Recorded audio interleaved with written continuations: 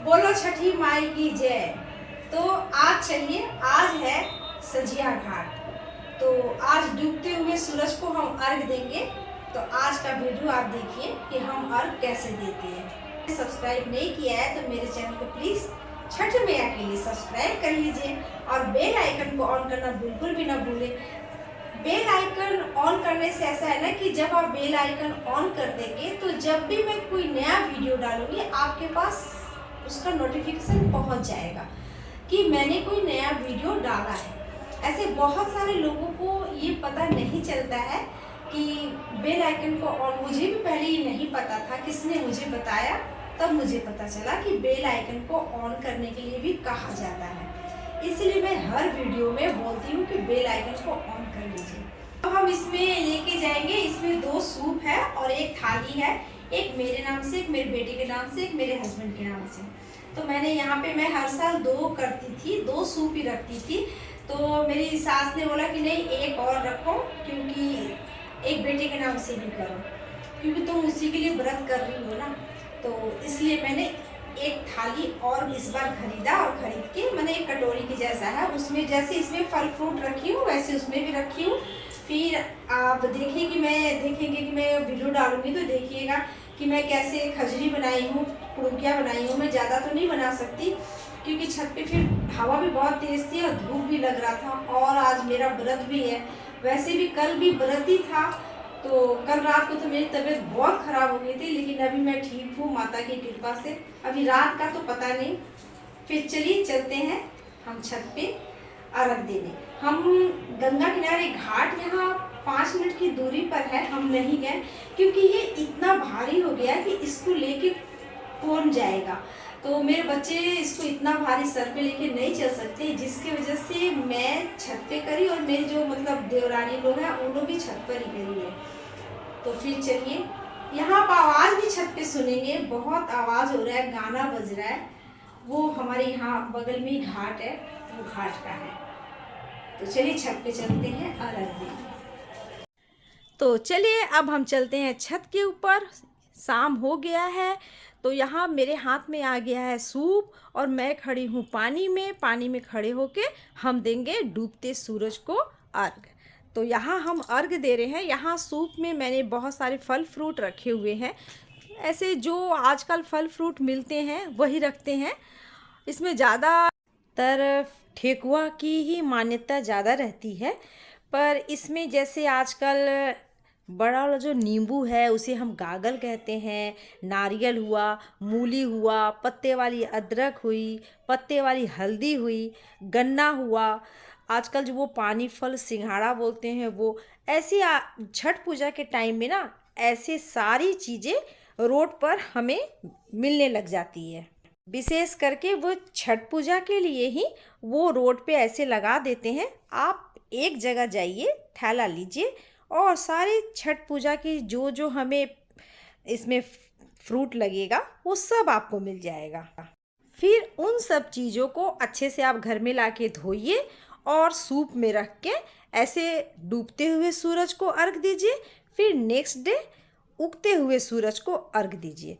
तो यहाँ पे हमने एक छोटा सा घाट बनाया, थोड़ी हमें मेहनत हुई सब सजाने में, कोई बात नहीं, हमें बहुत अच्छा लगा। यहाँ पूजा करते वक्त खूब पटाखे जलाए, खूब मस्ती करे, खूब फ़ोटो शूट किए। छठ पूजा के दिन जब शाम का जो सूरज ढलता है तो उसमें एक अजब सी चमक होती है। बाकी दिनों में ऐसा नहीं लगता है, पर मैं हमेशा महसूस करती हूँ कि जो सूरज छठ पूजा के दिन शाम के वक्त ढलता है उसमें बहुत ज़्यादा चमक होती है, और जो वो उगता हुआ सूरज है उसमें भी उसी तरह बहुत लालिमा रहती है। मैं तो ये 9 साल से व्रत कर रही हूँ, मुझे हर साल एक जैसा ही फीलिंग होता है। तो यहाँ पे मैंने अर्घ दे दिया। अब हम आपको दिखा रहे हैं अपनी सूप। सूप में आप देख सकते हैं अमरूद है, अनार है, सीताफल है, खीरा है, नारियल है, और यहाँ मैं बनाई हूँ मिट्टी का सिवसोता। अब लीजिए, शाम हो गया, अब हम नीचे जाएंगे। तो यहाँ आपने देखा कि मैं छत पे कैसे अर्घ दी। तो अब हल्का अंधेरा हो गया तो हम नीचे आ गए, सूरज डूब चुका है। अब कल सुबह जब सूरज निकलेंगे तब अर्घ दूंगी, अर्घ देने के बाद तब हमारा पारण होगा। तो अब हम शाम का अर्घ तो दे चुके, अब हम पूरी रात वेट करेंगे सूरज का निकलने का। जब सूरज भगवान निकल जाएंगे तो फिर से मैं अर्घ दूंगी और अर्घ देके तब जाके पारण होगा। तो मिलते हैं सुबह अर्घ देते वक्त। लीजिए सुबह हो गया, अब हम फिर से नहा धो के छत के ऊपर आ गए और यहाँ पे हमने धूप दीप जला दिया शिव सोता के पास में। और अभी तो सूरज का कोई अता पता नहीं है, अभी हल्का अंधेरा है और छत पे हल्की ठंड भी लग रही है। तो यहाँ हम जा रहे हैं अब पानी में खड़े होंगे और पानी काफ़ी ठंडा हो गया है, छत पे खुला हुआ था। तो यहाँ पे मैं सुबह शाम दोनों टाइम 2 घंटे के करीब पानी में मैं खड़ी होती हूँ। मैं शुरू से ही ऐसे ही पूजा करती हूँ।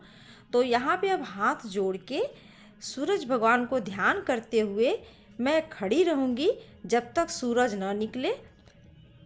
तो अभी तो कुछ भी पता नहीं चल रहा है कि कब सूरज निकलेंगे। ये लीजिए निकल गए, अब हम देंगे अर्घ।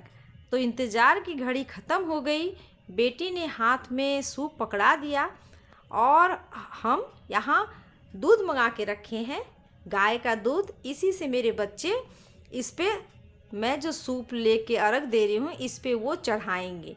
तो यहाँ पे गाय के दूध से अर्घ देंगे। सभी बच्चे नहा के मेरे छत के ऊपर आ गए हैं और एक एक करके सभी दूध का अर्घ देंगे। तो लीजिए मैं अर्घ दे रही हूँ। अर्घ में आप देख रहे हैं कद्दू भी है।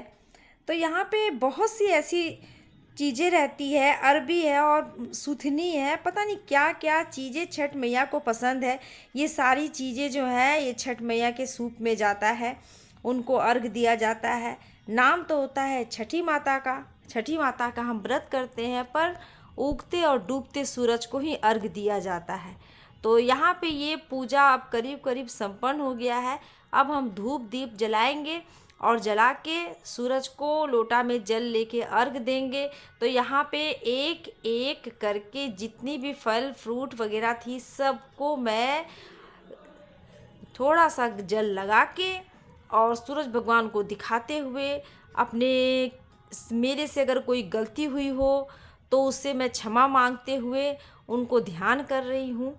हाथ जोड़कर अपने बच्चों के स्वास्थ्य और लंबी आयु के लिए भगवान से मैं प्रार्थना कर रही हूँ कि हे भगवान मेरे बच्चों पे हमेशा दया करना।